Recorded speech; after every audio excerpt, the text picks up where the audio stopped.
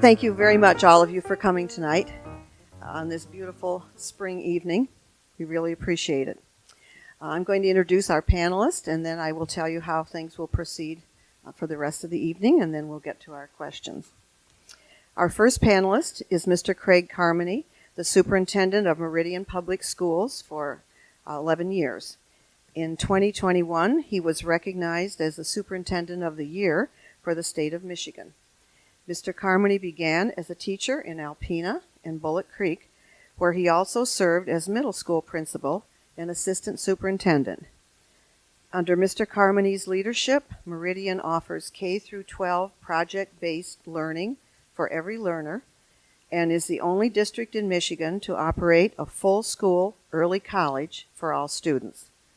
Mr. Carmony recently served on the State Student Recovery Advisory Council, which helped create the Michigan Blueprint for Comprehensive Student Recovery.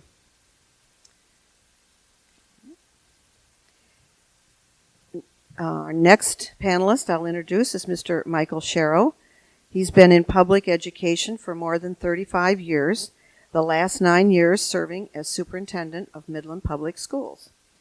Mr. Cheryl's positions in Texas and Michigan gave him experience in district size, economic, and racial diversity, as well as in teaching, coaching, and administration. Among Mr. Cheryl's Midland initiatives are a STEM-themed elementary school, which opened in 2017, and a PATH program for high school students, a preschool program for 3- and 4-year-olds, implementation of the International Baccalaureate Primary Years program, and this year he's been doing a bi-weekly podcast called MPS Connections. Our third panelist, Dr. James Tarr, is the academic dean at the College of Education of Saginaw Valley State University. His career began as a secondary mathematics teacher in Nebraska and Minnesota.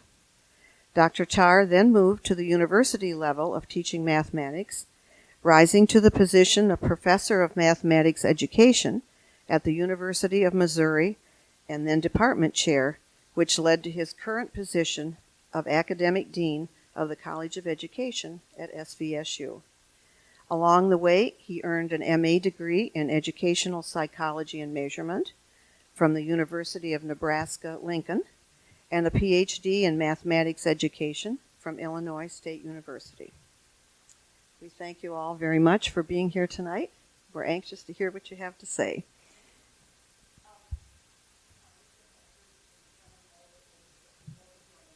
Good. Okay. Thank you. Sure. Okay. All right. Mark Hackbarth has been teaching for 31 years with Midland Public Schools, and he currently teaches 8th grade science at Jefferson Middle School. This is Mr. Hackbar's 6th year as president of the Midland City Education Association, the local affiliate of Michigan Education Association. He has been active in the Teachers Union for his entire career, serving as a building representative, contract negotiations team member, and then president for the last 6 years. All right, here's the way tonight's program will be conducted. We have previously given each panelist 4 questions of current education concern. Each round will begin with a different panelist. All 4 questions will be answered before we take questions from the audience, which has been written on the 3x5 cards as you were instructed. Sandy Collinson and Iris Haynes are going to be collecting questions. If you have a question, it can be directed to all the panelists or it can be directed to just one particular one. So let's begin. Question 1. What has been the continuing impact on student learning and mental health as a result of COVID? And Mr. Carmony, I'll ask you to start with that one, please. So the impacts, I think, are yet to be determined as far as what the overall impacts have been. And I think the impacts are also going to be different throughout the state and throughout the country. And I say that because your schools in Midland County, for the most part, have been entirely in person throughout the pandemic. So the impact on our students has been different than, let's say, in other parts of the state, Detroit, Flint, where students have been virtual for a good portion of that time, or where we saw, I think at least in Midland County, our percentages of students who did virtual were very low. By the end of last year, I think we were probably hovering around 10% of students, and then entering into this year, returned almost back to normal levels. So when we talk about those different, the impact, it's going to be very specific to the region, to maybe even specific school districts. So when I look at my individual students right now, I'm seeing impacts on especially beginning learners. So students who were learning the basics of reading, who maybe were virtual for a portion of last year, or the period that may have been real critical for them may have been when we shut down in early March of 2020 and did not return until that fall. We certainly saw regression in mathematics, but mathematics is students respond to tutoring and interventions in math quicker than they do in the area of reading. So I think we've all put into place supports for students in those areas to try to bring them up with that unfinished learning. The other significant impact, though, has been in the area of mental health and in behaviors. And in particular, I would say the behavior of our youngest learners have been impacted the most. Students pick up on what frustrations and things that were happening in the home, and took that back into the classroom, unfortunately, and maybe did not learn some of these really critical developmental skills on how to act appropriately in a classroom. And the other thing that we have seen is a lot less participation in pre-K programs. So 3- and 4-year-old preschools have been struggling to fill their classes, not because the children aren't out there, because parents, for whatever reason, have not put those children back into programs. I think part of that might be because it's maybe difficult to find daycare. And when you're struggling to find daycare, that may mean that you're struggling, to be able to afford certain things, or, there are just so many impacts that are unknown at this point. But we're still going to be, I think, for the next couple of years, just trying to catch students back up with getting them used to being in structured environments, self-regulation, self-control, catching up on that unfinished learning in reading and in mathematics. So that's how I would describe what's taken place. I think you'll hear Craig and I echo each other quite a bit. We do work really closely together in the county, and so I give my colleagues and I credit that we were in school 165 of 180 days when there was school districts that were not in person. Sure. We were in school 165 of the 180 days when there were school districts in our state that have been in person learning for over a year and a half. And so we have plenty of data in our systems today to look at kids. And as Craig said, our data will look at vastly different than some of those school districts that weren't in person. So for us in MPS, I can tell you that those who are in school learning, they lost some opportunities to learn that were quickly made up and surpassed where they were already. So our top tiered students, those students in person learning, had very little effect on them on the learning component. Our virtual, those who chose during the heavy part of the pandemic to go virtual, we can't say the same. We do see loss in that group, particularly those who didn't have the supports at home or the ability to have the supports at home to match that learning opportunity. Didn't matter what our teachers were trying to do. That environment, particularly at the elementary level, is not a good learning environment. The other one, and when we break out by age groups, our high schools have less lost learning and early learning, as Craig said. It shows up there.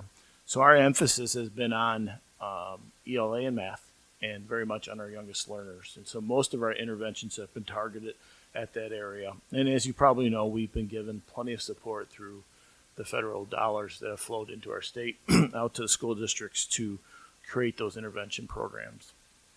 Craig mentioned mental health, and for quite a while we've been recognizing, so almost 40 years in this business, we've been recognizing we see a different student who is at risk than we used to see. And we would say that's children from trauma. And so we partnered with Svsu many years ago, before Doctor was there, but with a gal named Sarah Owens. And we started at Central Park Elementary, our highest poverty school, where we saw the most at-risk students. And Sarah Owens created a program called RISE. And so we are involved in RISE, which is building resiliency in students with trauma. It's also building resiliency with our educators and walking side by side and helping our educators on how to work with those children. So it's a different kind of child than we used to see. There's plenty of brain research on what occurs in those children when they've seen traumatic events. Many of us in the room probably are children of trauma, and we didn't know that in our era. And we have little idiosyncrasies that we carry still today. I know I do. And so when we learn a bunch of the research, we then can take better interventions to do so. So that's some really neat programming that we are doing in MPS as well, and it's going to spread to the rest of the county. I believe the plan is now for all the schools to participate as well in this program. We've also been on a path for quite some time, what we term in education world social emotional learning and multi-tier system of supports, and you'll hear that a lot amongst MPS educators right now. We're in about year 3 or 4 of that, and we finally have kind of synced that all up where we have personnel to assist our teachers in the classroom and in intervention. So multi-tier system of supports is interventions for students. Social emotional learning is supporting students in those categories as well as staff in those categories. As you know, us adults have gone through quite a bit during the pandemic as well, and we're seeing that in the classroom as well. So I echo what Craig has said, and those are just some things that we are doing as well.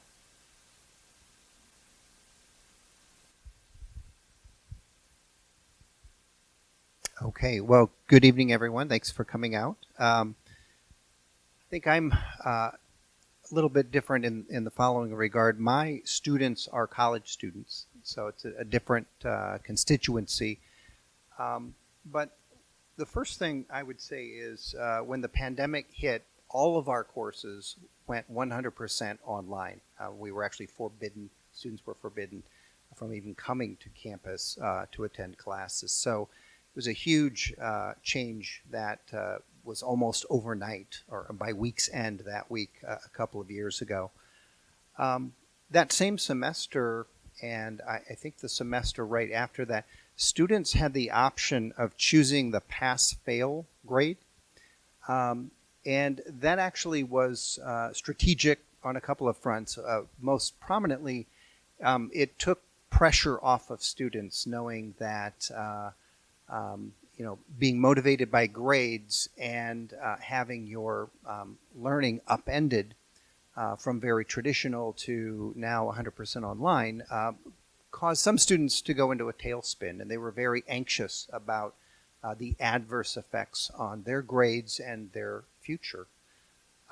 So at SVSU, we do track data, attrition rates, or a different way to think of it is retention rates. And we did find higher attrition rates from the first year of the pandemic to the second, students just deciding not to come back. But even from fall to winter, there's always a little drop off, but those rates were actually higher, meaning fewer were returning. A survey was sent out to students about how they are coping with the pandemic. And maybe not surprising, a lot of students reported struggling with unstructured time, with a lack of a sense of belonging, because now you can attend class from your bedroom and not go anywhere. And that also kind of, for us, undermined their college experience, where you go off to college to be a part of something and something special, and you meet friends and classmates and so on. Certainly there is an increased incidence of anxiety and depression. Our university has invested in hiring a full-time director of mental health and wellness center and an assistant director. Also counselors, because more students are reporting mental health challenges and incidents, and those do profoundly affect their own health, but also their potentially their academic standing. Last thing I might mention too is both students and faculty, and I'll go a step further, the staff also, I think we're all just more flexible than we used to be. Due dates, we used to be pretty rigid about those, and especially during the pandemic, it's like, oh, if you can't get me the paper on Friday, maybe you could get it to me on Monday. And students, that I do think that's a product of this pandemic.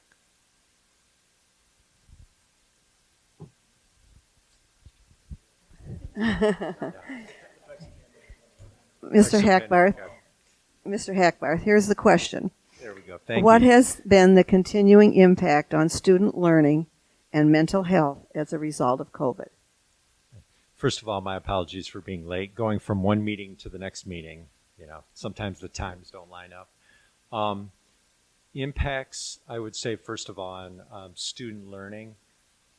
First of all, if we go back to during the pandemic when it was virtual, I think younger students especially have, the issues with self-regulation, being able to be independent, showing up for those virtual learning sessions, being able to interact, being able to participate.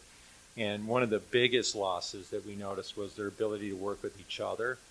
So once the students returned to the classroom, one of the big things we noticed as teachers were, first of all, they were socially and emotionally behind where you would expect. I'm an 8th grade teacher, so what I was experiencing was more like what I would have expected when I taught 7th grade at the beginning of the year. They're almost like a year delayed in that. And there were also more issues with their ability to work with their classmates for many of the students. They were used to being able to do kind of what they want when they wanted when they were at home virtual, and getting back to being able to have student talk and good productive conversations and working cooperatively. We had to spend a lot of time with at the start of this school year. And it's just now I'm feeling like, okay, I have my 8th graders now. I have more what I'm used to. And there's other emotional issues too. We see more anxiety. We see more quick to lose temper, those sorts of things. And we see that with teachers too. There's a lot more stress on teachers because part of it is I don't think we recovered from all the stress we went through with the pandemic. The summer in between wasn't as restful and relaxing as it might have been. So teachers are more quick to feel the burnout or more quick to be upset about things they may have been able to roll with in the past. So yeah, it's a lot of things that we're dealing with at this point, but we're making progress. We're working hard at getting things back to as normal as we can, and hopefully we can keep moving in that direction. Thank you. Question 2, we'll start with Mr. Cheryl. How is your organization handling staffing shortages? So I'd break the staffing shortage pieces into the different staff that we have. And so administratively, that's an issue, as you know, if you're a leader in anything today, the lack of civility, the ability to disagree has been an issue. And certainly school superintendents are hard to find and school board members are hard to find. So please support them out there. They really don't want to be sitting in that firing line. And I think I was telling some people on the way in, obviously I'm gray-haired and near the end, and so I don't worry as much as I would as a young superintendent. And if I was a young superintendent right now, I probably would not want to be in this time period. And that's what we're seeing for superintendencies. And so I think, Craig, we heard 33% of our superintendents in the state are either call it quits or they're retiring. And the search firms will tell you they get some candidates, but they're really not the right candidates looking. And so they're telling school boards to grow your own. The best is to grow within and create that candidate. So Craig and I are part of a group of superintendents from our county as well as Claire Gladwin, where we've done that with teachers to enter into the administrative field. And so we're all sharing a group of them who are interested, and we're helping grow them on their interest into becoming a educational administrator. One time I talked to Mr. Hackbarth about being an administrator. Mark could be a very good administrator. And the other issue, and he did not have any. And the other issue we have is our top tier teachers often make the same as your building principals. And so we've been trying to work on that pay gap for some time. And so that's part of the issue there. The teacher side of it, as most of you know in the room, we're very fortunate with your support, and we're still a district that pays well enough that if we're to the table first, we often fill our plate with teachers. It's getting more difficult, and SVSU is a great partner where we've been talking about how to attract more candidates into the teacher education program. The part that has changed the most, and probably caused Mark some of his gray hair as well, is we're constantly going to him and asking to hire experienced teachers and asking to pay differently than what their contract allows. And they've been very flexible with us on that. So, and that's not necessarily a great formula financially for the district either. And so the model traditionally is expensive teachers at the top leave, you hire in the lower pay, and that kind of carries over. When you're hiring all at the top, you're really creating some financial issues. And so I would say at least half of our teachers are now being hired with experience, which is costing us quite a bit of dollars to do so, which also causes a problem for some of our colleagues when we're creating a problem somewhere in the education system because MPS is stealing some of those teachers from other locations. So that's a bit of an issue. So what do we do about it? And on the teacher side, we've also seen some begin to leave the profession before they would normally leave it, just like I mentioned, superintendents. And so we're working on resiliency amongst our teachers, and we've been fortunate to receive a lot of dollars where we've hired lit specialists, math specialists, teaching coaches, and student support specialists who walk alongside with the teacher and help them with, here's how you work with kids of trauma, here's some extra support and literacy, here's some extra pieces to try to relieve some of that stress they're feeling out there. You know, wages and salary always plays into it, and I think every educator, to be honest, is underpaid. And so we've been pretty aggressive in our pay increases. Mark's a good bargainer, and we've settled contracts early. We haven't had a contract problem in a number of years. And so, I was raised in a family business, and when you can pay somebody fairly, you should pay someone fairly. And that's been my philosophy. Doesn't mean there isn't hard times where you can't. When I first got here, that was the case. And so pay is part of the formula, and the entry-level pay for a teacher is still way too low. Yeah, you can say the top is reasonable, and it is. I still think it should be higher, but that entry level, these kids are coming out of college with debt. They pay more than I ever paid for their insurance. They pay part of their retirement fee. They pay some student loan debt, and they're living on nothing. And so we have an issue still at the bottom end of the salary scale. Our support staff, as you know, we're trying to compete with industry. Target, you hear all the time that Target's moving pay up. You hear McDonald's moving pay up, and we've been aggressively chasing that as well. We have raised our support staff an average of 25% over the last 2 years, and we're still having difficulty competing for bus drivers, substitutes, custodians with the private industry. So I've been doing this just long enough that I was part of the group that reduced most of your support staff in order to make a budget work to 28 hours so you didn't have to pay benefits. And now I get to be part of the group that puts it back in.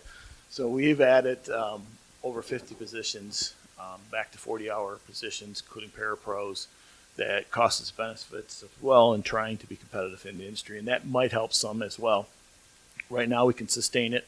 We'll see what the future brings in a downturn in the economy, but right now we can do that. But I also think it's a problem for other smaller districts is we try to treat each other fairly, but every time I move the scale, Craig's got to move the scale as well.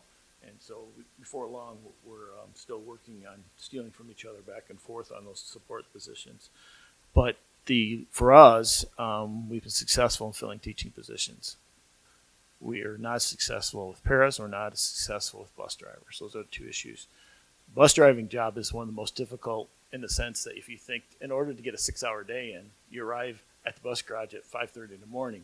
You leave at about 10 for a few hours, but then you're back and you're getting home that evening at 6 o'clock at night. So you were, in a roundabout way, tied to a job for 12 hours to make the pay that we pay for a 6 or 7 hour day at best. So there's a little problem in there on the bus side of it. So we'll continue to work on those and as well. But the staffing shortage is for real. Every industry's feeling it, and we'll continue to compete the best we can. One piece I would add is successfully negotiate with the teachers years ago on early retirement incentive. So they would tell us early so we can go to the market early. And a few years ago, we moved that up by a month.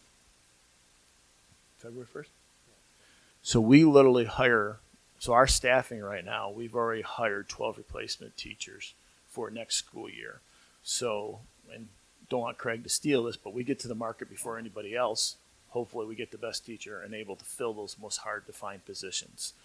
High-level math, science, special education, CT are darn near impossible to find. We still can hire a lot of elementary teachers. So those are the areas that we find most difficult.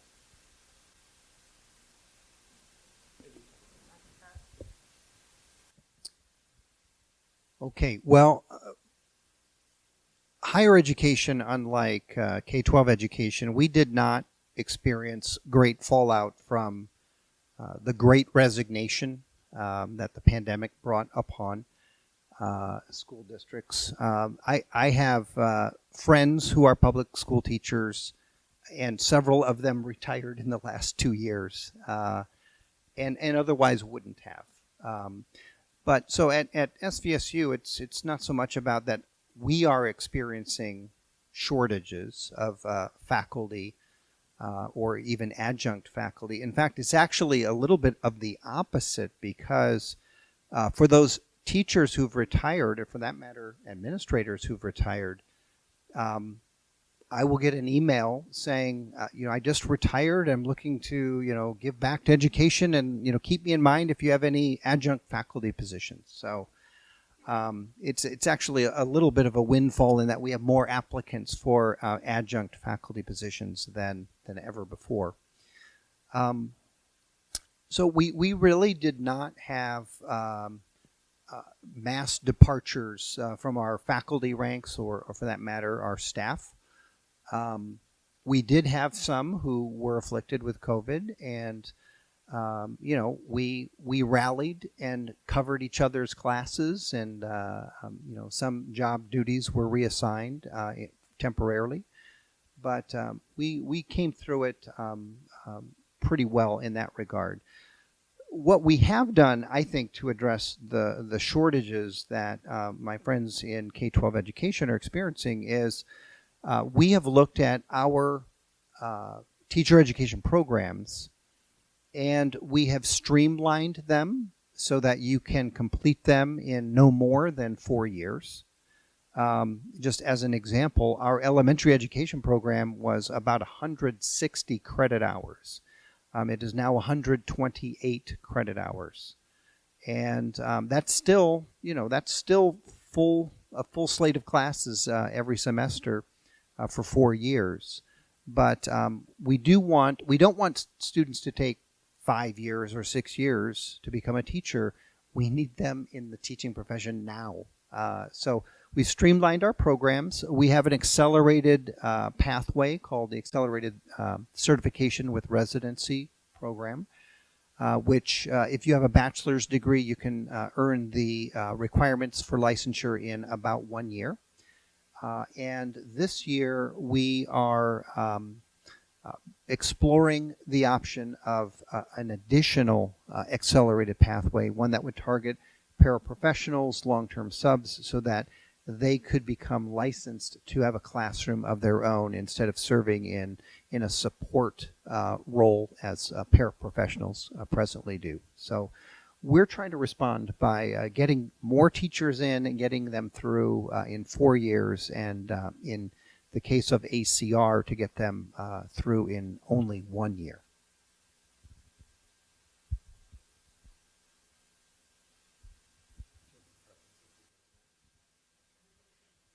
I guess in terms of staffing shortage, from a teacher perspective or side of things, I think there's kind of multifaceted. We look at it as an issue of retaining the teachers that we have. So I think we have some that are retiring maybe a little bit before they would have ordinarily, so we lose some experience there. And then there's some younger teachers that are like, this isn't quite what I thought it was going to be, and leave the profession early. So, moving forward, the district is taking steps to support teachers with social emotional help and learning coaches and literacy specialists in that. But it's continuing in that direction with supporting the teachers in the classroom, so when there's behavior issues or academic issues, they feel like there's places to turn, they have the support they need. It's making sure that class sizes are reasonable. It's making sure that they feel like the job is doable. They have the time to collaborate, the time to prepare. All of these things are trying to retain and keep your people, and raising the bottom of the salary schedule. I would wholeheartedly agree with Mike. So that sounds like a negotiation topic, right? Moving forward.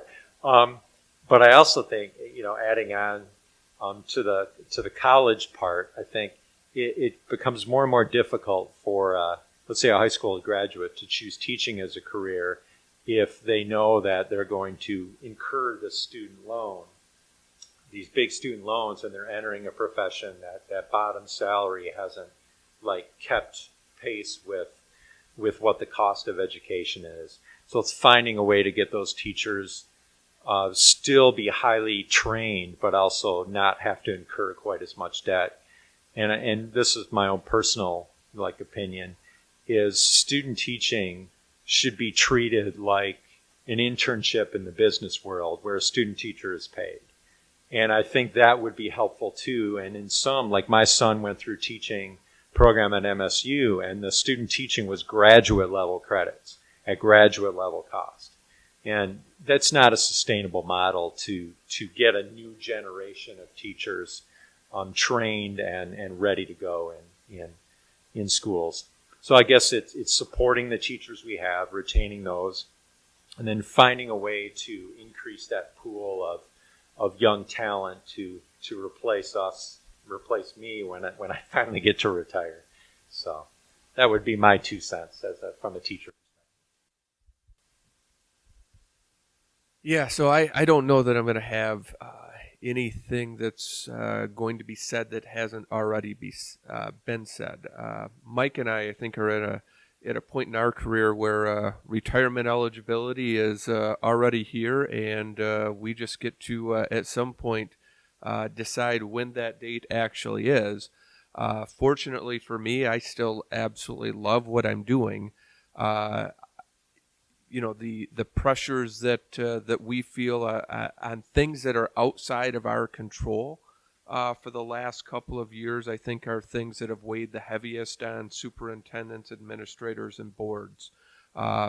Issues that are just out there that you have no idea where the heck they are coming from or why they're coming, but they're there, and you can't even make it up, but somebody is. Very similarly, we are growing our own with administrators. My last 3 administrative hires have all been internal. Of course, that means that I'm now having to fill teacher positions, and one of the things that we are also trying to do is get out those postings as soon as possible in order to fill those positions. although it sounds like I need to negotiate about a month up, or maybe 45 days earlier in our incentive. So good to know that. But we are hiring lots of experience. I think I calculated 2 years ago that the average number of years experience, think was close to 10 years per hire. That's a lot. Thankfully we have really good partners like Saginaw Valley, because I had an interventionist working this year that was doing student teaching here this winter semester.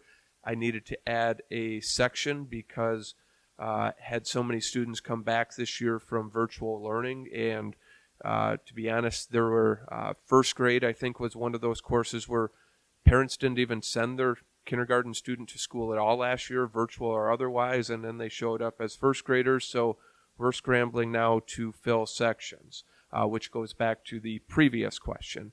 So fortunately, this young lady was doing student teaching winter semester. Saginaw Valley was willing to partner with us to let me hire this person before she even started her student teaching. And those are the things that we're having to do right now to get creative, because if we can identify talented people, we want to hire them as soon as possible. And that's, we are doing a lot of recruiting. When we're interviewing at this point, we are selling ourselves. It's no longer we're interviewing you. We know you're interviewing us as school people. So we better be doing our best to sell every candidate on wanting to work for us. And that word of mouth and that culture that we create within our own schools is extremely important, because what do other educators do?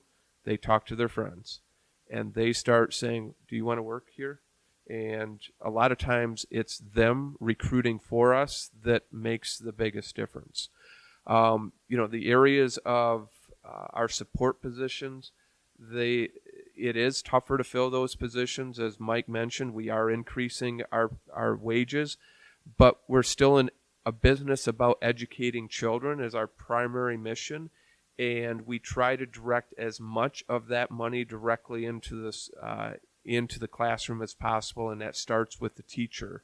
And we kind of picture this as you start with a child in the middle, and then you start working your way out.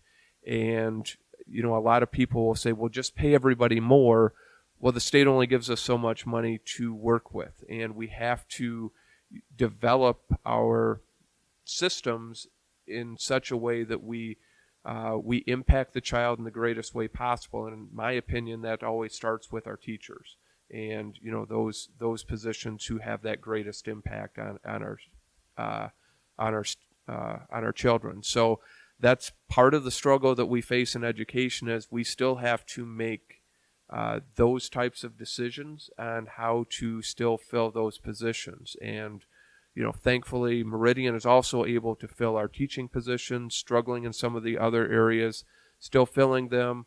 Substitute teachers right now, that is another incredibly difficult area to find people. And that's another challenge that's probably unique to this profession.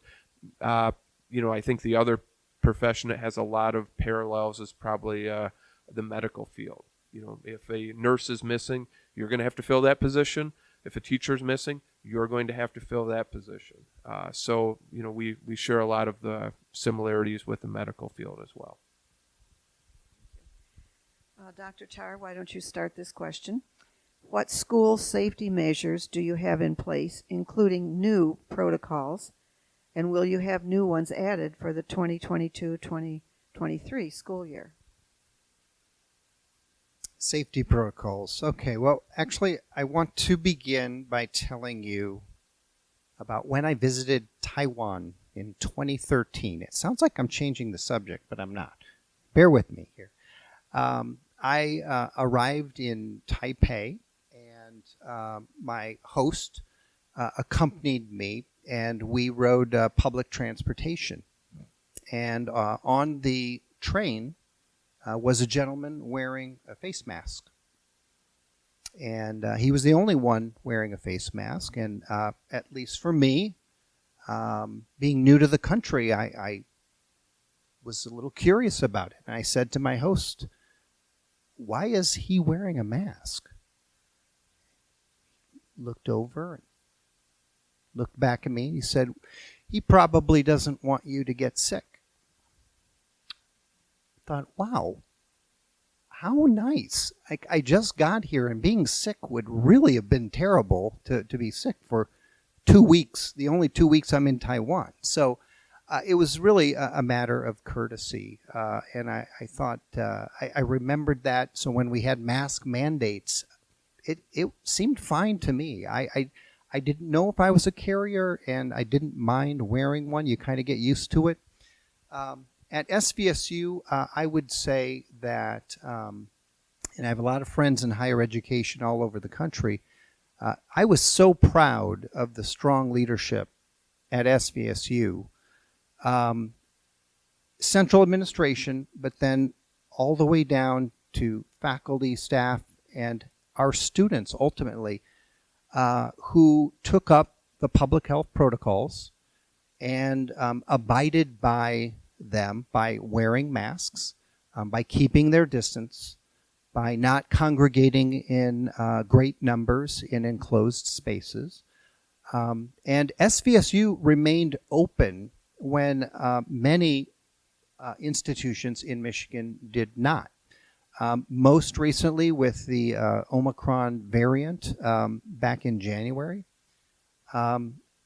we debated, should we open as planned, or should we follow suit like Michigan State and University of Michigan, among others, and be virtual for the first 3 weeks, for the first month of the new semester. And we stayed open. We did because we had good data to support that decision, but also strong compliance by our faculty, staff, and students. So those restrictions have eased over the last few months, fortunately. And actually right now at SVSU, you need to wear a face covering only in lab spaces and lecture rooms. But otherwise, you do not. And in fact, those restrictions will drop off for our spring semester, which begins May 9th. And I will say this, in the end, students just kind of rolled with the punches, and they didn't really think much of it. They were required to wear masks in the classroom, but not in the hallway, and they'd come out of class and they just walk down the hallway with their mask, kind of forgetting it was even on. So it wasn't a big deal in the end. I do wonder about some things and whether they will stay in place, like I'll go to Einstein Brothers Bagels, which is in the lobby of my building, and get coffee or maybe lunch. And they've got little stickers on the floor to keep you 6 feet apart. That's not a bad idea, even without a pandemic, frankly. I'm someone who'd get a flu shot every year, and I didn't get the flu for about 15 years because of that. So keeping distance is not a bad principle, even without a global pandemic.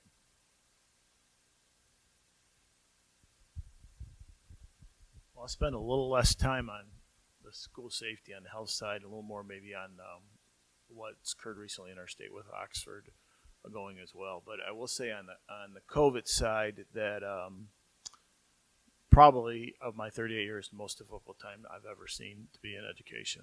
And it's such a divisive topic.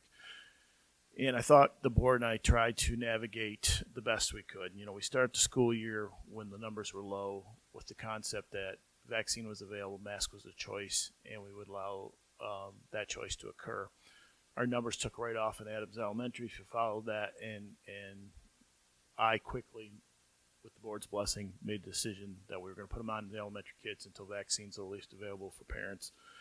And you saw that topic be quite divisive as well and turned into a real difficult time for us. I think we did learn a lot about health through this, some things we will never go back to, right? In life as well as in schools. And so air filtration is higher than it's ever been.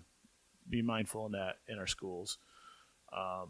Sanitizing our hands. I think we learned through the pandemic it was more airborne than it was hands, but that's a good thing too, right? Flus and colds, right? I'd get calls from parents when we had 8% absent rate at one of our elementary schools. Now you're going to close because of the flu. And so I think we're going to see a healthier environment no matter what after the pandemic and on the health side of it.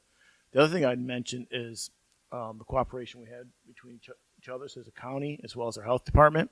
And we were one of the few counties that chose to test state protocols because after the first year of the pandemic, we knew quarantining kids who were still healthy, staying at a home for long periods of time only added to that learning loss, to that mental health issue. And we need to keep them in school as safe as possible. And so our health director was very aggressive on test the state protocol. But it also brought a lot of where people used it against us, meaning our numbers reflected much higher than many other places because we were testing to stay. And we were catching those kids proactively and then reporting a very high accurate number. And if you talk to Fred Yanowski, he'll tell you probably no county, the 4 county school districts, did it more diligently than we did through that process. I think we're all learning. There may be some things we'll never have the power to do again. I don't think our governor will ever issue a mandate again.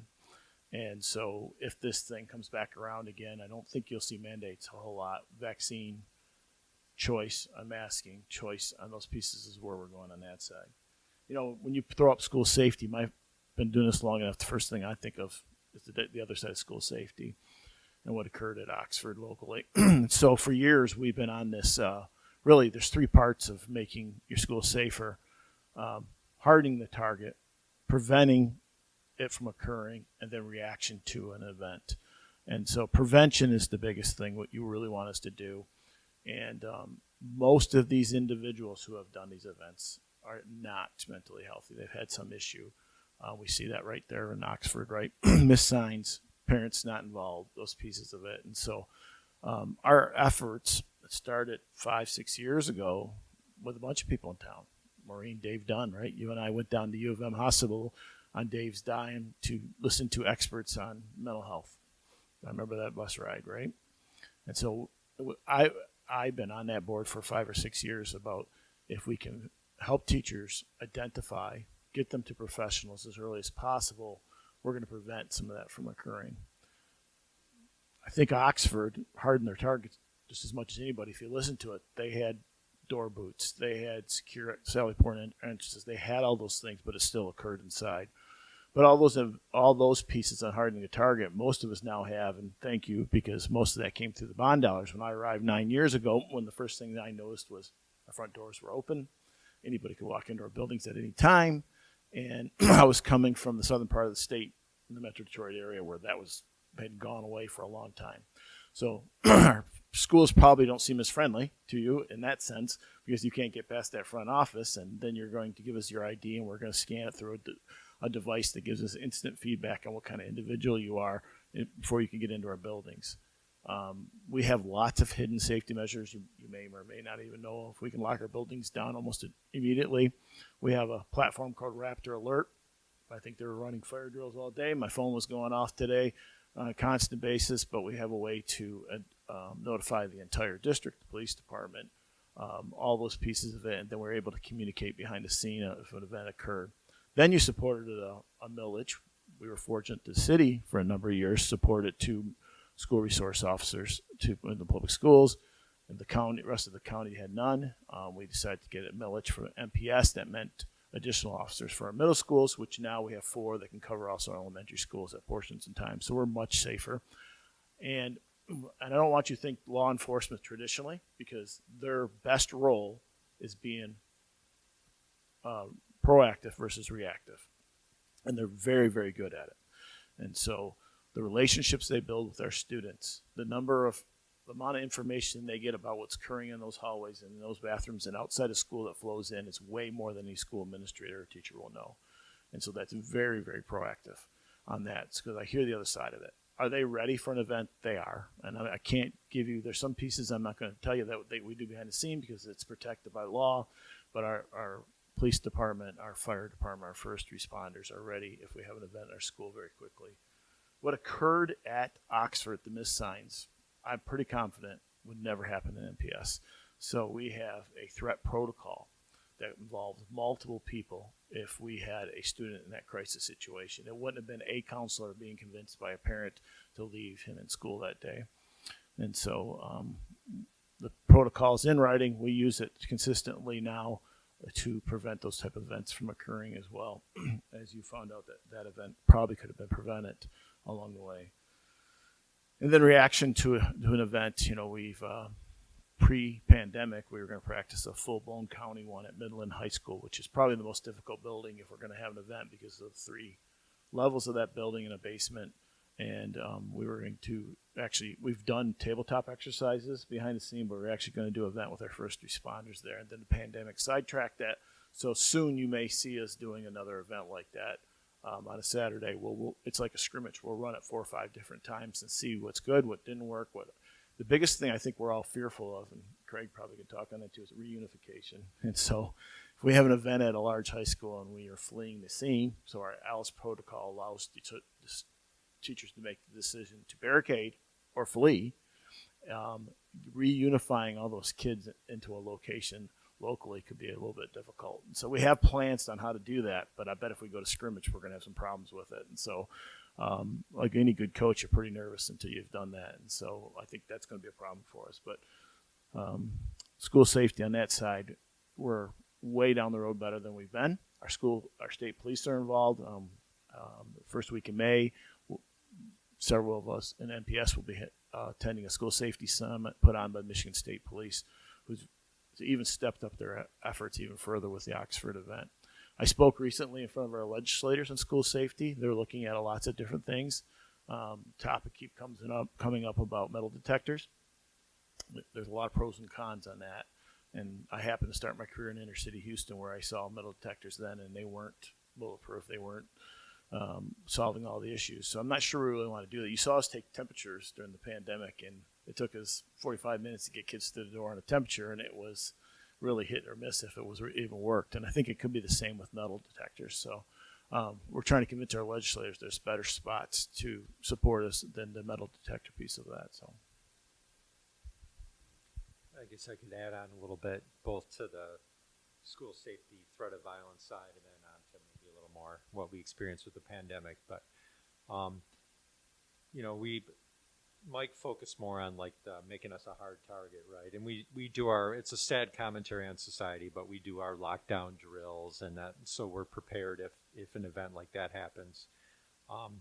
But I kind of want to take a little bit different tact, and I'm a firm believer that if the students in the classroom feel like they can be successful and they feel like it's a safe environment and they feel like they're cared for and they're part of a community, you're going to take care of most of those potential issues with the school, with a student who wants to do violence within that building. So I think if you focus on that, that helps to alleviate even the potential of that happening. But of course you need the other things in place, like the ability to do the lockdown drills. We keep our classroom doors handles locked all the time so we can at least close them. We practice our drills. We talk about where would we go if we had to flee. So we do all those things, which again is kind of a sad comment on what we have to do. But then the pandemic made it interesting because we were recommended to keep our doors open for ventilation. And then before that, you had to keep your doors closed and locked. So it's almost like the kids always ask you, like, what if we have a tornado and a fire at the same time? What do we do? What's the right? And again, you take the probability says the most present danger at that point happened to be the pandemic. So you left your door open, but it was ready if you needed to close it. Interesting about on the safety side with the pandemic, it's interesting about what happens out in the community and in the news compared to what you actually experience in the classroom. We spend a lot of time developing community in the classroom so that the kids care about each other to a degree anyways and work and have the greater good of the classroom in mind. Wearing a mask was not a problem during the pandemic. The kids wore them. There were, by and large, no issues. They understood the reason behind it, that we were protecting each other. And then you see the board meetings and you see the news and you're like, that's not what we're seeing in the classroom. We're just doing our job in the classroom and everything's going fine. And little kids can wear them too. I mean, they might get more slobbery and everything, but they handled it just fine. So, again, it goes back to trying to develop that community in the classroom that helps with the school safety, that helps with the health, all those sorts of things. So, and again, like Mike said earlier, our district's made great strides with that. Having to check in at the office, the building's not wide open, we don't prop up doors anymore. All those things have gone away. So overall, I think it's a much more safe environment than maybe in the recent past. So maybe just a couple other things to add. So had a first for me in 45 years in education, and I'm talking about from the time I entered school as a 5-year-old up until now, and that was an actual tornado warning that we had to deal with just earlier this year. It was one of the looking at radar coming across going, we need to get these students on the bus, and then all of a sudden it's we need to get these students off the bus back into the schools because the protocol for buses is get the students off and into a ditch. And I'm playing that out in my mind thinking, okay, wet ditches full of children are not going to play out well when that microphone's in front of my face when TV5 shows up. Yeah, and of course this was during the height of the pandemic, where all of a sudden you're looking at your numbers and thinking we are going to just have a mess at this point, because now we're putting in the interior spaces just elbow to elbow with students. So we've had to deal with quite a bit of things and quite a bit of flexibility, and you can see how quickly and how well those staff reacts in those times. And you really have to compliment both your students and your staff for how well they handle things that maybe they haven't really done as that scrimmage or preparation, but they pull it off when it's necessary. So we do a lot of things really, really well in education in support of our students. So the other thing that I think I would piggyback on some of Mark's comments here is I started off this school year just talking to my staff about the importance of relationships with students. I've heard often in my career that people have said, I did not get in this business to be a parent to that child. And the reality is, that's your job. That's your job as an educator. And we often think that the littlest, our youngest students, need those relationships with adults the most, and it's our oldest students that really need those relationships. But it's also somewhat difficult for some of our secondary teachers to have those relationships because nurturing isn't necessarily their greatest gift. So just the culture that we develop and the relationships that we develop in schools, making sure that students have friends, that they have connections with adults, are some of the most important things that we can do when it comes to these issues that we talk about with safety and security. It starts with the culture that we're developing in our schools and the way that our staff sees themselves playing a role in the overall life of each and every student.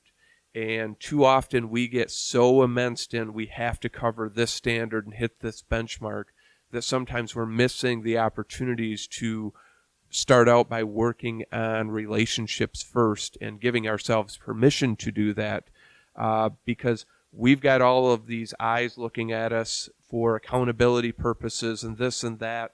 And, part of the blame probably lies outside of schools for what we have to do inside of schools, which has taken away from our ability to really be caring educators. And for many, when you're hearing about people leaving this business, that's one of the main reasons that people leave the business right now, is they're not able to do the things that they really got into this business to do. So I'll end there, but that's it's not exactly about safety, but in my mind, it all plays in. So I think we've touched a little bit on question 4, but we'll see if there's anything else you'd like to add. What is being done at the university level to attract students to the field of education? Or what is your organization doing to retain existing teachers?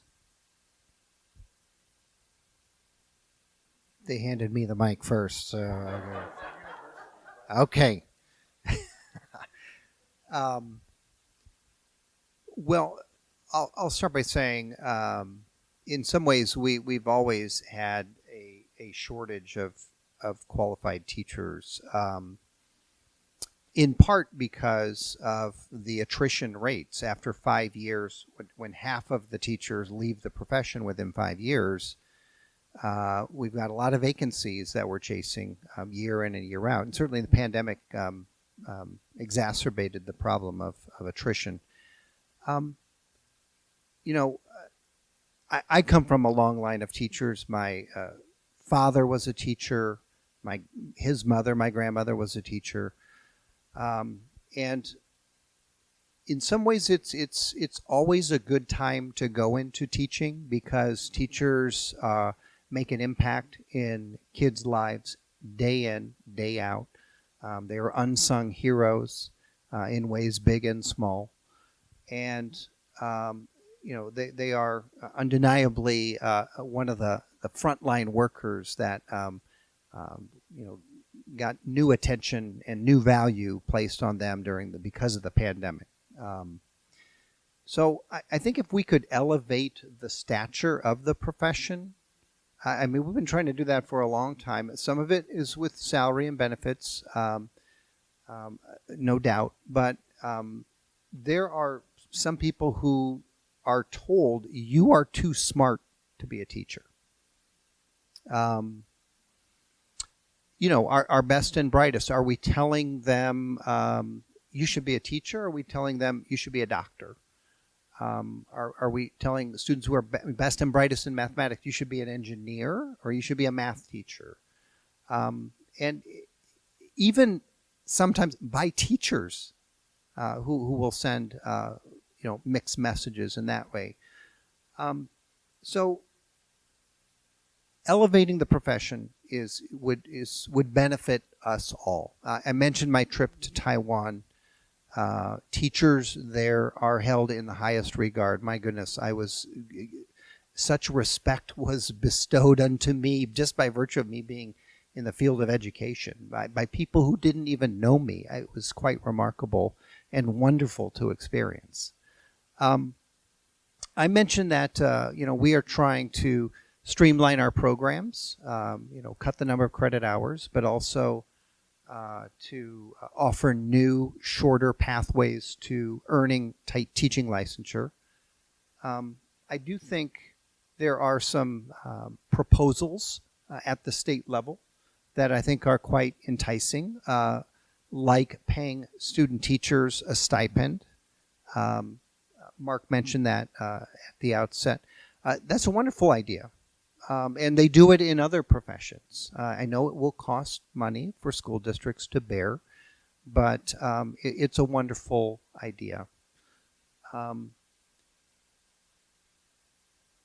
the other hand, I have seen proposed legislation that would allow someone in their final year of their undergraduate teaching program to become the teacher of record, full-time, salary and benefits,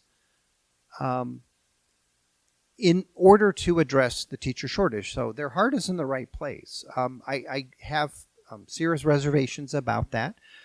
We actually have, in our accelerated certification with residency program, we have two pathways. One is a traditional co-teaching model, very much akin to the traditional student teaching model. But then we have another more popular route where you are the instructor of record. Even though you just began the program a month ago and you have really no background in teaching, but now you are the teacher. You're a full-time first-year teacher with very little training, and you are a full-time student. It is a recipe potentially for disaster, and our attrition rates are more than double in that route. So we put people out, arguably a little early, enticed by salary and benefits, which, listen, I understand what I would have chosen the same thing. But the problem is they often aren't ready or don't have the support that they need as first-year teachers. Less preparation than our traditional ones who have been in field experiences, who have been in schools for years, every semester for years. So that's where I will start. I'll pass it down to my colleagues here. Well, I can't speak for the university level, but I think we're our own worst enemy when we speak badly of our profession. And I think Craig said it earlier, he still enjoys his job after all these years. And I do as well. And there's many board meetings where I go home and think, yeah, it's time to file my retirement papers. And then I come back the next day and get around kids, and it's a great profession. And we've talked negative too long about our profession. We need to talk positive about it. That's part of it. And the other one is supporting teachers. So I started my career in Houston ISD in the inner city, and if inner city jobs are very, very rewarding, but they're probably burnout is extremely high. And Houston knew that they lost teachers at certain points. And I don't know the data, but it was like year 3, year 7, year 10. And so they would put us all through a new academy to kind of refresh us during those points and times. And so we're really looking at our mentoring program. So we have teachers who mentor teachers, but it has mostly been around supporting them on how to keep records and provide data and those pieces of it. And so the stress part of it, we see a lot of young female teachers who are raising children now doing a profession that are absolutely at wit's ends. And I think the two are connected. And so that mentor support, I think, is essential in order to keep the teachers in it as well. Therefore, they speak kindly of the profession. Other people will go into it. James mentioned that a family of teachers. My daughter's a teacher. She went into teaching, I know, because of how I talked about my profession. And so I think it's essential that we change that. Civility and a little bit of grace along our society would go a long way. It's all over our society, but it is certainly in the teaching profession right now. When I went in, parents held me as a teacher coach up on a platform, probably shouldn't have held me that high. Today, we don't do it at all. The first thing a parent does sometimes is thinks the teacher is the enemy. And so we have got to change that component as well. And they took a couple of the things I was going to say. I'll just reiterate it that, yeah, I think we say the same thing on our end. We have to sell the profession. We have to say that, I still enjoy what I do. I could retire right now if I wanted to. Maybe Mike hopes I do. I don't know. But no, I love being around the kids. I mean, I had the option when I became our teacher association president. I could have been a full-time president. I'm like, I'm not going to do it if it's a full-time president. I want to be with the kids enough of the day and get that energy from it. And they're right. If we talk negatively about it as a profession, how difficult it is and all this, why would people be like, yeah, that's a job I want to do? So, my wife and I are both teachers, and our oldest son became a teacher. So I guess we must have talked positively enough about it most of the time. So that's an element of it too. And then Mike also mentioned about, and I talked about this earlier, is teachers need to feel like the job is doable. They need the support, and they need the support systems in place, the mentoring, the professional development, the time, all that. And honestly, and I'm sure both Mike and Craig would agree with me, if the money that over the last decade that the state has given to schools kept pace with inflation, man, bargaining would be a heck of a lot easier. And we'd have a lot more systems in place. And also the university level, they need the support, the public universities, the support from the state. And for a long time, they weren't getting it, maybe still aren't, which is why tuition became so expensive, one of the reasons. So that's a deterrent as well. So I think we have to, almost as a society, say, okay, what's most important? And my view is, well, our kids. So why don't we put the resources where they need to be, which is developing our kids. And so that includes better funding, better support, better selling of the profession. I think all those things are tied together. Yeah, so I think you're going to hear more echoing of comments. Some of the things right now that schools are doing are creating our own teacher cadet programs, where our students who are generally juniors and seniors that may have an interest in education, we are trying to provide them some opportunities to get into classrooms through a CTE type course. We've traditionally done that with a lot of other professions. Now we're recognizing that we better do that with our own as well. So, trying to, there's so many ways right now that we're trying to grow our own within the profession. I have paraprofessionals that I am trying to encourage into, those that are showing an interest in becoming a teacher, encouraging them, supporting them, providing them mentorship. So the mentoring of current and potential staff is very important, whether it's students or some of our people in support positions. And then the other thing that's really important for me is the professional development piece.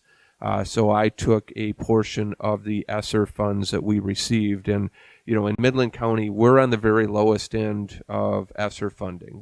We may hear in the state that, boy, there's millions and millions, and yep, if we look at our neighboring counties, they did receive a lot. We're the lowest funded in the state in this county, at least Midland, Bullet Creek, and Meridian are. So, we took a portion, though, of those funds and said we need to invest that back into professional development for both teachers and the leadership team. Because out of all professions, we probably, as educators, we better be learning. You want to create systems where everyone in the system, from students to all of your staff, are learning, that it's a learning environment.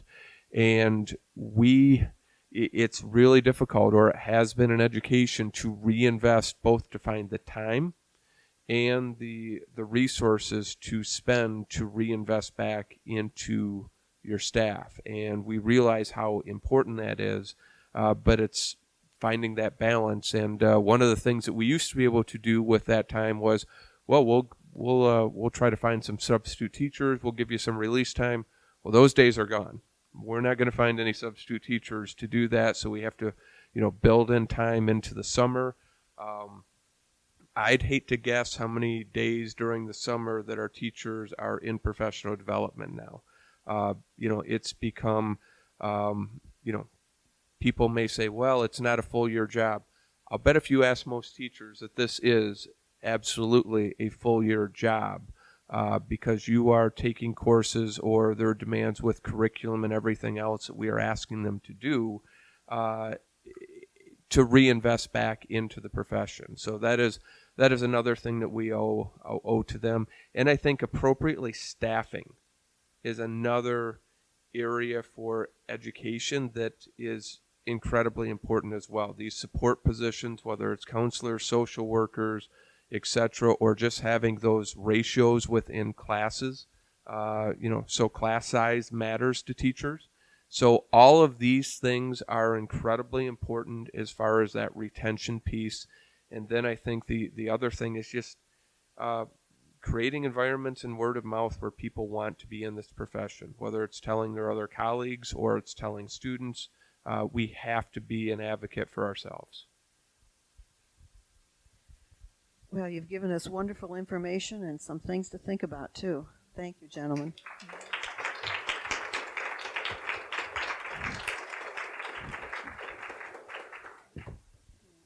Sandy and Iris, have you collected some questions?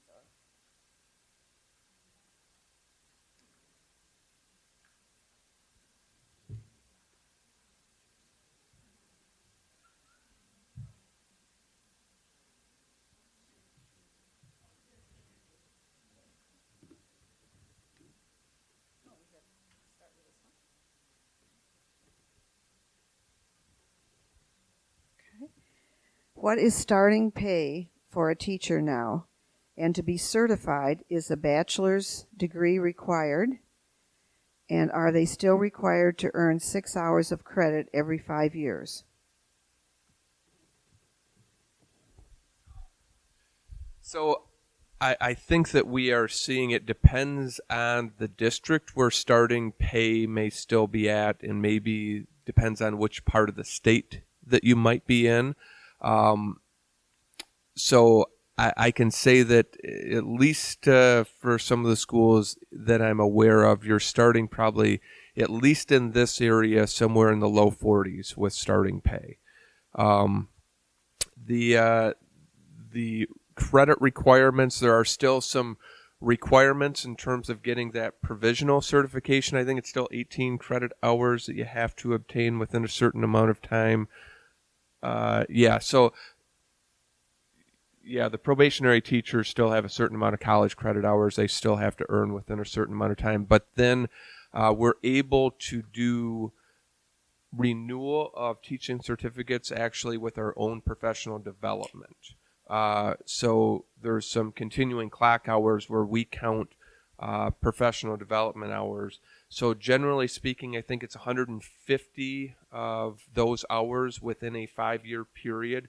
And as school districts, we're providing at least 30 of those hours per year, and generally more, to try to take away some of that burden. Now, there's still incentives with our salary schedules for teachers to earn advanced degrees, because our salary schedules will quite often have increases if you earn a master's or go beyond that. There's compensation increases that are tied to that. So there are always going to be teachers who are going to continue to go that route as well.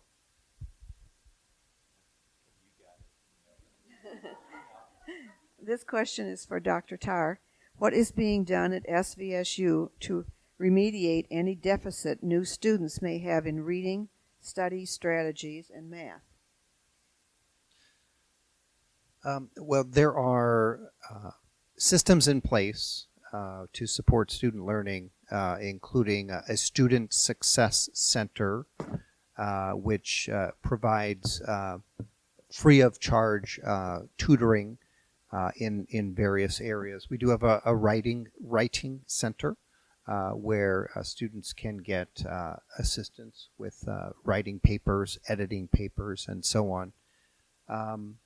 And within departments, there are some initiatives. In math and science, they are outside of my College of Education. But I know the statement was made very early about what might be the impact of the pandemic on student learning. We're going to find out. I don't know that we can say we know yet. But we do have some systems in support.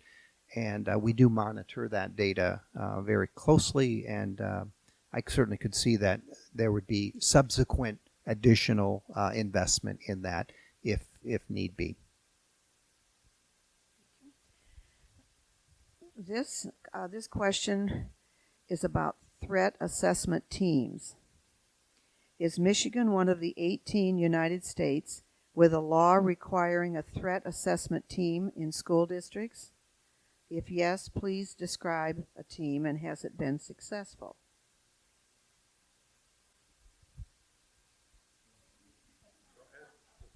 Yeah, there's no requirement right now for us to have threat assessment teams, but we all do, and they probably all look slightly different. So I described earlier that we have a threat assessment protocol, and on that protocol, Jeff Jaster, our Associate Superintendent of Student Services, is the lead on that, and then a building principal, and then a couple other sports staff in our building are part of that protocol. So it comes from the building up to that level. So we try to preach to our building principals who, if you've been a building principal, my favorite job ever was high school principal, but it was I probably put more miles on and more hours as high school principal than any position I've ever done in my life. And they're there at 6:30 in the morning, and they're there at 9 o'clock at night, most nights. And so they put extreme amount of hours on. So we always tell them, slow down, nothing's an emergency, because that's when we make judgment errors. And so they bring that what they find out in the building and do the investigation down to a group of people, and we go through that threat assessment protocol. So most typically, we will put the student out of school and tell the parent, bear with us while we determine what has really occurred and go through the threat assessment protocol. But as far as I know, there is no, and I'd have to go back through policy book, but I just reread all the Truant policies because we're adapting there. There is no threat assessment requirement, but right now everything's under review at a legislative level right now, so we're not sure what will occur after Oxford. Yeah, I think the only thing maybe to add is probably I think our current threat assessment was a Homeland Security. I think it was maybe 2018 when that was developed, and schools, many of us then at that point took that Homeland Security document in order to help the development of these threat assessments. And for us, they've been very successful. Like some people think, oh my goodness, somebody said that. Well, yep, we've got our teams, we've got our school resource officers, and then you start really looking that down to see, was that actually a threat, or did somebody just say something that they didn't really mean to? Because people say things quite often that out of anger or frustration, adults do the same thing. So, it just has given us a tool and bringing in our experts, whether they're counselors, the teachers, school resource officers, administrators, and putting people around that conversation and around that document to make sure that we are looking through all of that through the proper lens. All right, this question is directed at Mr. Cheryl and Mr. Carmony. What resources exist for supporting teachers' mental health? So we have we've done some partnering. Mike brought up Sarah Owens and Rise. We are looking at things internally as well. We've done some work with Jackie Warner here in just with our staff around mental health and just well-being, and just trying to realize the position that staff is in. So I think it's really been trying to pay attention to certain things. I think you've even seen us this year maybe even schedule some days during the calendar year because we have realized the stress that our staff was under.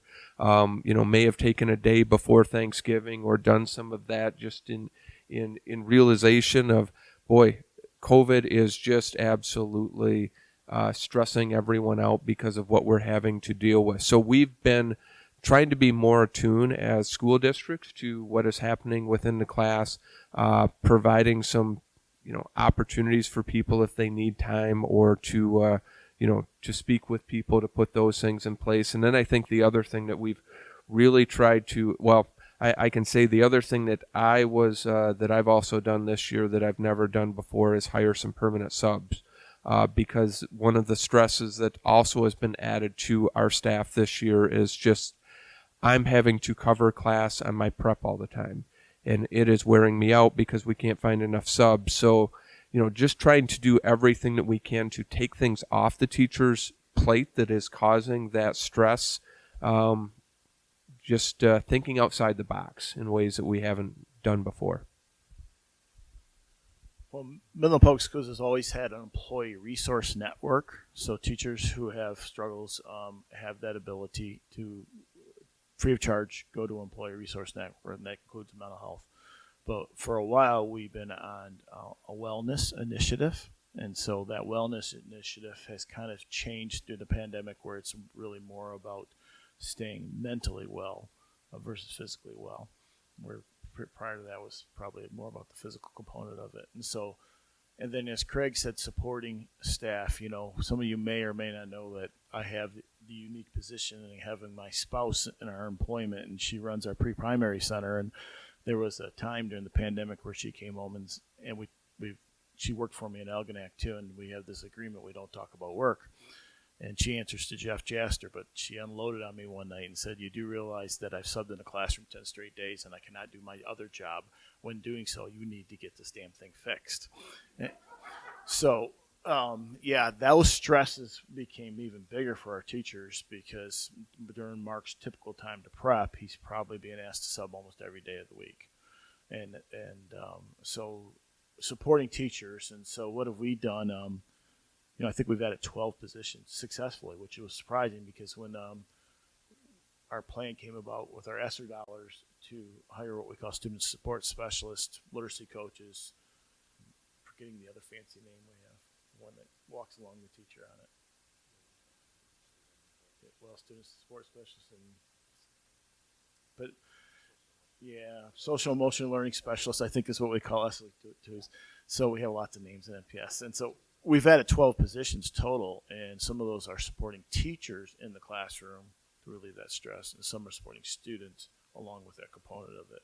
So I think it's a combination of all those pieces. But certainly if we have a teacher in crisis, we have Employee Resource Network.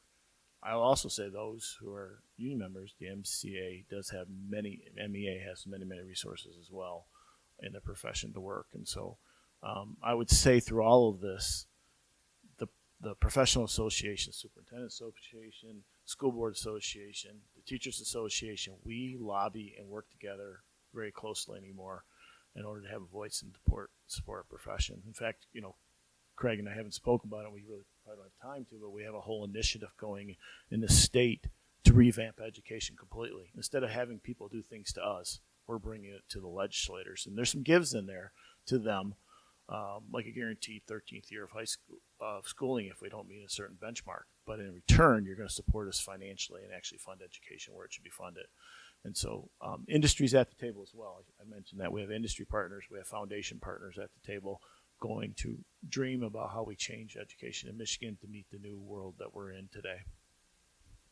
This will be our final question. Can I just add just one tiny bit to that? I think this is a good time to point this out. Like when you talk about teacher mental health and kind of where that's going, I think the pandemic protocols and everything were hardest, at least in Midland, on our elementary teachers, because they not only, there's prep time they may have given up, but there's also, they were for quite a long time supervising their students for lunch in the classroom.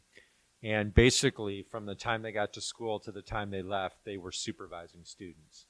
And that was really difficult on elementary teachers. And I think Mike, you'd probably agree where we get, some of the bigger issues right now with teachers with burnout or frustration is at the elementary level. And, I think that bears mentioning that, there's certain groups we need to pay extra close attention to that maybe had a little bit harder time than others. What programs are going to be put in place to address social-emotional learning for young learners to help transition to a structured classroom environment, including what resources for teachers? Well, I think in pre-pandemic,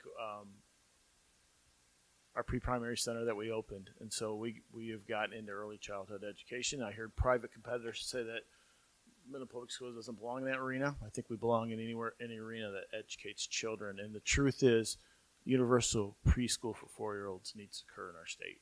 And we need to not do GSRP. We need to not do tuition programs. All 4-year-olds should be in school today. And so I would say maybe before I leave, I might convince our board that we'll do that. It's going to be a big expenditure for us, and we have probably some classroom space if we can actually add 500 4-year-olds. So our pre-primary center has almost 180 students. We started with one single classroom 4 years ago. But when you talk about early learners being ready, it's getting those, particularly the most at-risk learners, into our environment and teaching them through play and getting them ready for school today. And so I think that's the biggest component of it. Other programs to go along with this. So I'm not an SEL expert, and I actually do have we're fortunate to have a person who oversees SEL, and it's come a long way during her tenure, but I'm probably not going to be able to speak to it. Actually, Penny sent me a whole 2 pages of notes on SEL, but I'm not going to bore you with that because I would have to read from this on this component of it. So SEL is very, very big, and it's at every level of our district. And I think finally we have a full roadmap developed. We talked about SEL for a while. We talked about MTSS, multi-tier system support. They kind of fit together, and then we were kind of hodgepodging all over. And I think as we committed more dollars to it, we actually have a roadmap and a plan on how to support that. And this might fit in with that as well, where I believe the person you're talking about, Amanda, they're starting to put in consistently in all the buildings what we call student success teams, where if we do have a student who's struggling, maybe behaviorally, emotionally, academically, we take them to teams, so to speak, and there's various people of different positions in that building, and we develop a plan for that student. And I think that applies to that question because let's say it was an emotional issue, behavioral. With that plan and what supports they're going to get, we can help that child become more successful within the school. So that's what I would add on to what Mike said, at least in Midland.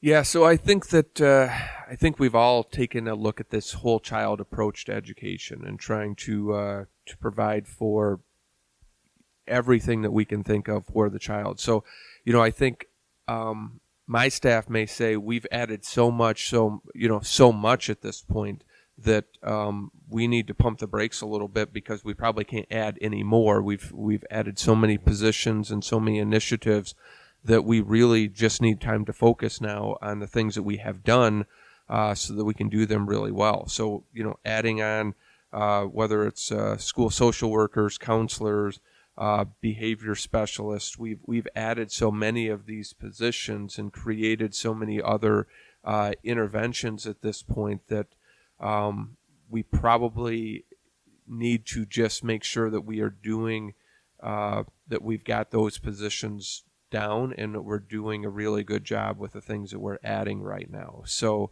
like I started an MTSS coordinator on the very first day of the pandemic.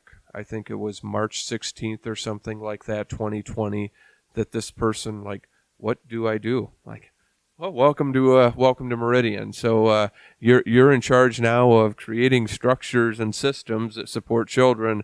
We just don't have any children right now in the district to support.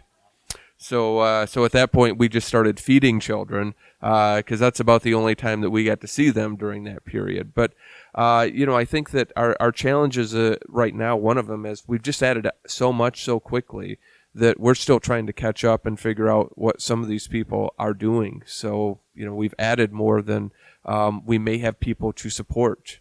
So it's been unique just in that way. And the other thing is that is also out there is that we've added so many of these positions that they're in a short supply that it's tough to find counselors or social workers at this point. You can put out a posting, but you may be weeks before you get an applicant if you get one at all.